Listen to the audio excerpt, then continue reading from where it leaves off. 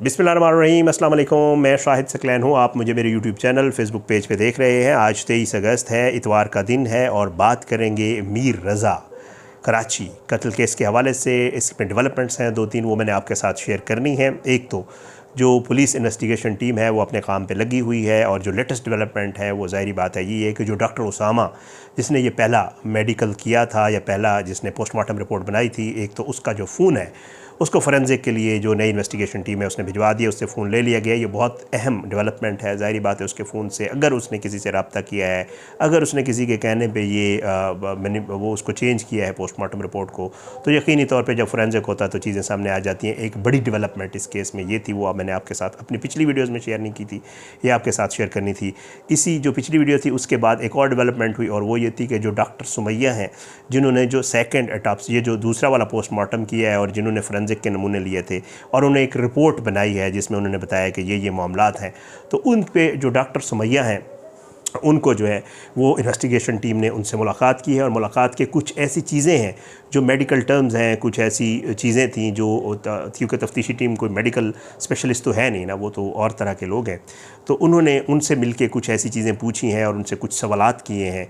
और उन सवालात का मकसद जो था वो यही था कि वो समझना था कि जी क्या कुछ हुआ है, क्या है, और इस चीज़ का क्या मतलब है, और ये चीज़ कैसे होती है। और ये ज़ाहिरी बात है उनकी अपनी जो एक टर्म्स होती हैं मेडिकल की, उसके हवाले से तो वो भी एक डेवलपमेंट है कि डॉक्टर सुमैया से भी जो मेडिकल टीम है उन्होंने मुलाकात की है। लेकिन सबसे अहम 2 और डेवलपमेंट्स हैं जो आज की इस वीडियो में मैंने आपके साथ शेयर करनी है। एक तो जो आखिरी 12 घंटे हैं मीर रज़ा के, उसमें किस दोस्त से मुलाकात हुई, किससे क्या बात हुई, किस दोस्त के साथ खाना खाया, रात को कहाँ गया, वापस कब आया, वहाँ कैसे पहुँचा, वो सारी चीज़ें जो है वो आपके साथ शेयर करनी है। और इसके अलावा मोबाइल फ़ोन सिम जो मीर रज़ा की थी उसके हवाले से भी एक डेवलपमेंट है, वो भी आपके साथ शेयर करनी है। लास्ट में कुछ सवालात हैं वो भी हम इंशाअल्लाह आपके साथ शेयर करेंगे कि ये मामला किस तरफ जाता हुआ नज़र आ रहा है। सबसे पहले मीर रज़ा अली के मोबाइल फ़ोन की सिम के हवाले से आपको बता दूं कि जी इसके हवाले से पुलिस हुकाम जो है उन्होंने एक चीज़ शेयर की है, अहम पेशरफ्त है। ज़राए मुझे ये बता रहे हैं कि मीर रज़ा के नाम पर जो रजिस्टर्ड मोबाइल फ़ोन सिम थी वो तहकीकाती टीम ने ले ली है। पिछले दिनों आपको हमने बताया होगा कि कोर्ट में पूछा गया था प्रोसिक्यूशन की मतलब अदालत की तरफ से प्रोसिक्यूशन से कि जी पुलिस से कि आप मीर रज़ा की सिम कैसे हासिल करेंगे, तो उन्होंने कहा कि जी हम उनकी वालिदा की बायोमेट्रिक और उनके शनाख्ती कार्ड के ऊपर उसकी सिम निकलवा लेंगे। तो अब ये हो गया है, अब इसकी सिम निकल आई है, और ज़राए के मुताबिक पुलिस की दरख्वास्त पर मोबाइल कंपनी ने सिम जारी की है। बायोमेट्रिक और दस्तावेज़ी कार्रवाई के बाद सिम जारी की गई। सिम की मलकियत मीर रज़ा की वालदा के नाम पर मुंतकिल की गई। ये वही हुआ जो पुलिस ने उधर कोर्ट में बताया था। ज़राए के मुताबिक सिम के ज़रिए मीर रज़ा के व्हाट्सएप अकाउंट तक एक्सेस हासिल की जाएगी, जबकि व्हाट्सएप का बैकअप डेटा हासिल करके तहकीकात आगे बढ़ाई जाएंगी। बहुत इंपॉर्टेंट डेवलपमेंट। ज़राए का कहना है कि व्हाट्सएप अकाउंट से हासिल मालूमात केस के लिए मददगार ज़ाहिरी बात है साबित हो सकती हैं। एक तो ये बहुत बड़ी डेवलपमेंट है, इस केस में सिम कार्ड हासिल हो गया, लेकिन एक बड़ा ही अफसोसनाक मामला, और वो है मोबाइल फ़ोन रिकवर ना होने वाला। आईफ़ोन है, आईफ़ोन का ये होता है कि ऐसी इसको रिकवर करना या इसको वो करना थोड़ा मुश्किल होता है। बहरहाल फोरेंसिक के लिए दे दिया गया है, अब वो खुलेगा, खुल के सामने आएगा तो फिर उसके बाद पता चलेगा कि उसके अंदर जो मामलात हैं वो क्या थे। लेकिन अब आपको बताता हूँ कि जो चीज़ें तहकीकाती टीम ने एक टाइम लाइन बनाई है कि रज़ा उस दिन क्या कर रहा था, जो लास्ट उसके जो 12-10 घंटे थे उसमें क्या कुछ हुआ, किससे गुफ्तगू हुई, क्या बात हुई, किसकी कॉल आई, इसके सिस्टर के हवाले से एक मामला था उस पर क्या हुआ, किसके साथ, तो ये सारी चीज़ें मैं आज अब आपके साथ शेयर करता हूँ। सबसे पहले 12 घंटे उसने कहाँ गुजारे, किस किस से मुलाकातें की और बातें की। एक अहम इंकशाफ हुआ है। तफसीली जो रिपोर्ट है वो आइंदा चंद दिनों में बताया जा रहा है कि वो मीडिया के साथ शेयर कर दी जाएगी, और नाम ना ज़ाहिर करने की शराइत पर जो तफ्तीशी टीम के हुकाम हैं उन्होंने मीडिया आउटलेट है इसको बताया है कि जी लाश मिलने के मकाम पर मीर रज़ा के साथ कोई नहीं था। ये बताया गया है मीर रज़ा आखिरी 12 घंटे जो है वो इन्वेस्टमेंट हासिल करने की कोशिश कर रहा था। एक रोज़ कबल यानी 27 जुलाई को शाम 5:54 पर मीर रज़ा शारा फैसल पर अहमद राजा नामी शख्स से मिला था।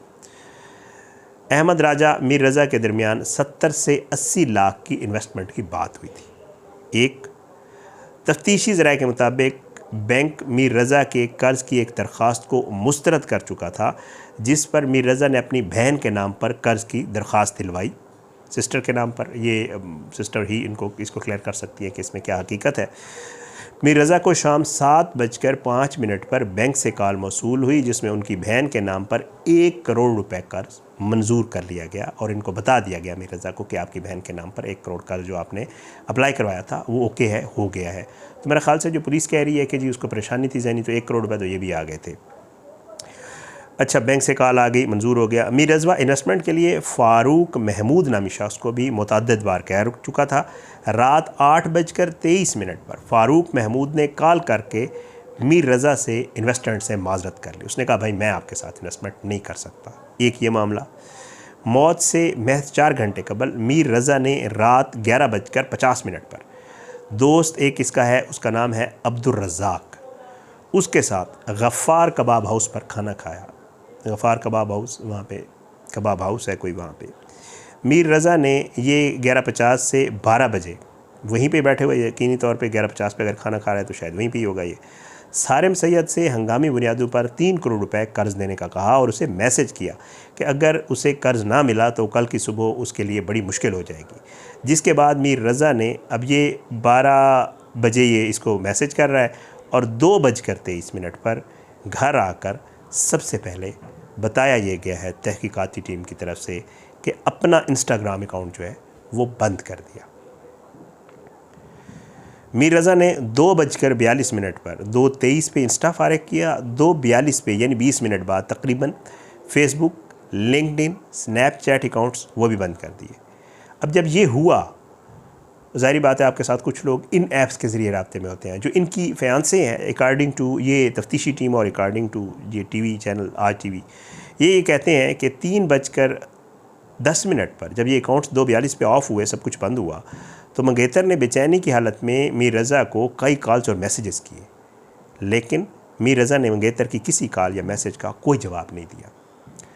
तफ्तीशी ज़राए के मुताबिक मंगेतर ने मैसेजेस में सोशल मीडिया अकाउंट्स गायब होने पर तशवीश का इजहार किया कि क्यों किए हैं, किसने किए हैं, तुमने किए हैं, किसी और ने कर दिए हैं। ये तफ्तीशी टीम बता रही है कि जो रात को हुआ मीर रज़ा के साथ वो ये मामला था। रात 3:18 पर मीर रज़ा ने अपने अकाउंट से रकम वालदैन के अकाउंट में मुंतकिल की। अब ये 12 बजे हो रहा है, फिर उसके बाद 3:10 पे हो जाए, फिर 8 मिनट बाद इसने अपने अकाउंट से वालदैन के अकाउंट में रकम। रात 3:42 पर मीर रज़ा घर से अपने दुकान पर पहुंचा। दुकान से मीर रज़ा ने सिक्योरिटी गार्ड का पिस्तौल निकाल कर साथ लिया। मीर रज़ा 3:52 पर, अब 3:18 है और 3:52 है, वहाँ पर सिक्योरिटी गार्ड का पिस्तौल लेकर वापस घर पहुँच गया। अब ये गया, पिस्टल लिया, वापस आ गया। 4:09 पर ऑनलाइन टैक्सी के ज़रिए वो अगेन घर से निकला, जो आप सुन चुके हैं कि वो टैक्सी की उसने। पुलिस हुकाम ये कहते हैं 4:09 से 4:22। 4:22 पर मीर रज़ा ने सफ़र के दौरान अपना मोबाइल फ़ोन ऑफ करके बाहर फेंक दिया। अच्छा, मीर रज़ा ऑनलाइन टैक्सी के ज़रिए 4:35 पर उस जाए वक़ुआ जो है जहाँ पे ये बॉडी उसकी मिली है वहाँ पहुँचा और मीर रज़ा को रात 4:38 पर जाए वक़ुआ के करीब अकेले जाते हुए, वो जो CCTV फुटेज एक आई है, अकेले जाते हुए देखा गया जाए वक़ुआ के करीब। आखिरी वीडियो लाश मिलने के मकाम से 100 से 150 मीटर के फासले की है। वो जो जाते हुए है उसके बाद कोई 100 मीटर के फासले पर इसकी बॉडी मिली है। ज़राए के मुताबिक मीर रज़ा के कत्ल के हवाले से ताहाल कोई मुस्बत शवाहिद सामने नहीं आ सके। इस सिलसिले में वायरल बयान के बरक्स बिल्कुल मुख्तलिफ हक़ाइक़ सामने आ रहे हैं और आइंदा हफ्ते में अहम बयान जारी किए जाने की तवक्को है। हैरान कुन तौर पर शाहज़ेब खानदाज़ा साहब के प्रोग्राम में जो है वो पुलिस के एक अफसर ने कहा कि जी हमारे पास कुछ आखिरी लम्हात की वीडियोज़ हैं, वो हम शेयर करेंगे जल्द। अब वो आखिरी लम्हात क्या हैं, कौन सी वीडियोज़ हैं, अभी तक उसके ऊपर कोई जवाब आया नहीं है। अब ये किस किस नौयत की वीडियोज़ हैं, क्या मामला है, अल्लाह ताला बेहतर जानता है। लेकिन इसमें बहुत सारे लूप होल्स हैं, बहुत सारी ऐसी चीज़ें हैं जो अब भी अगर की जाएँ तो जो हमारे सहाफ़ी दोस्त भी हैं, क्योंकि हम ख़ुद भी इस मामले के ऊपर और बहुत सारे मामलात पे, क्राइम के मामलात पे वीडियोस करते हैं, उनको अगर अब भी चेक किया जाए तो मेरा ख़्याल से बहुत कुछ सामने आ जाएगा। मेरे पास एक इन्फॉर्मेशन है, मुझे किसी ने, मैं यहाँ हूँ, मैं कराची में नहीं हूँ, किसी ने वहाँ से भेजी है। मेरा ये ख़्याल है, क्योंकि वो कंफर्म नहीं है, जो चीज़ है वो बहुत मतलब उस तरीके से बयान की गई है कि लगता है कि ठीक है, लेकिन क्योंकि कंफर्म नहीं है तो मैं आपको उस तरह वो नहीं कर सकता। लेकिन बहरहाल उसको देखते हुए और बाकी मामला, उस इन्फॉर्मेशन को देखते हुए, बाकी मामलात को देखते हुए, ये ज़रूर मैं कहूँगा कि पुलिस को मज़ीद इन्वेस्टिगेशन का अपना दायरा कार जो है उसको ज़रूर वसी करना चाहिए। उस जय वकुआ के आसपास कुछ मज़ीद लोग हैं, उनसे भी ज़रूर उनको यकीनन पुलिस ने पूछा है, लेकिन दोबारा पूछना चाहिए और ज़रा ठीक तरीके से पूछना चाहिए, तो शायद कुछ मज़ीद चीज़ें खुल के सामने आ जाएं। और इसके अलावा जो है, जो दोस्त हैं उनके हवाले से बाबर भाई भी कह चुके हैं, बाबर सलीम भाई अपने उसमें विलाग में, और मैं भी यही कहूँगा कि जो दोस्त हैं उनके मोबाइल फ़ोन भी ज़रूर चेक किए जाएँ, क्योंकि बाबर भाई एक बड़ी बात कर रहे हैं। वो कहते हैं कि कुछ ऐसे, शायद वो कुछ वीडियोस भी करेंगे कि आने वाले दिनों में, और बाबर भाई जो बात करते हैं वो पूरी सबूत के साथ करते हैं। वो ये कह रहे हैं कि कुछ ऐसे दोस्त हैं या कुछ ऐसे मामलात हैं जिनके मोबाइल फ़ोन से जो कुछ ऐसे नंबर्स हैं वो डिलीट भी हुए हैं, कुछ एक्टिविटीज़ हुई हैं जो बड़ी गैर मामूली हैं। इन चीज़ों को भी यकीनन तहकीकाती टीम देख भी रही होगी और उसको देखना भी चाहिए। तो बहरहाल बहुत सारे ऐसे मामलात हैं, क्योंकि जब तक इस मामले का कोई एक अथेंटिक सिरा नहीं सामने आता ना, तब तक ये बहुत सारी ऐसी चीज़ें हैं जो जवाब तलब हैं। शाहज़ेब खानज़ादा साहब इसके ऊपर पूरी एक कर रहे हैं, डेली शो में बात करते हैं, और वो भी बहुत सारे सवालात उठा रहे हैं और बड़े वैलिड सवालात उठा रहे हैं इस केस को लेकर।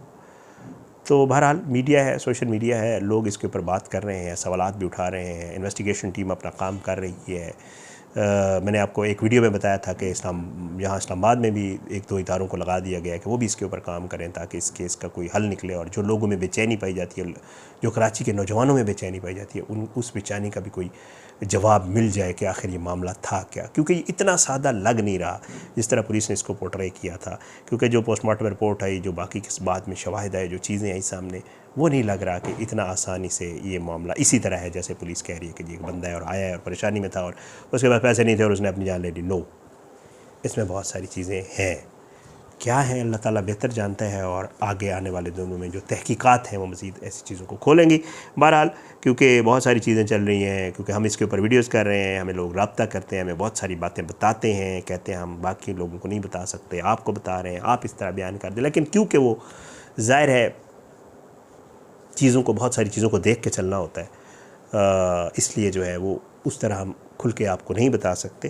लेकिन बहरहाल इसमें इन्वेस्टिगेशन होनी चाहिए, मज़ीद इन्वेस्टिगेशन होनी चाहिए, और बहुत सारी ऐसी चीज़ें हैं जो शायद इन्वेस्टिगेशन अगर प्रॉपर हो तो मज़ीद भी खुल के सामने आ जाएंगी। अपने दुआ में याद रखिएगा। इंशाल्लाह अगली वीडियो में ज़रूर मुलाकात होगी। अल्लाह हम सबको अपने ज़मान में रखे, अल्लाह हम सब पे अपने रहम करम करे। अगली वीडियो तक के लिए मुझे इजाज़त दें। अपनी दुआ में याद रखिएगा। पाकिस्तान जिंदाबाद। अल्लाह हाफ़िज़।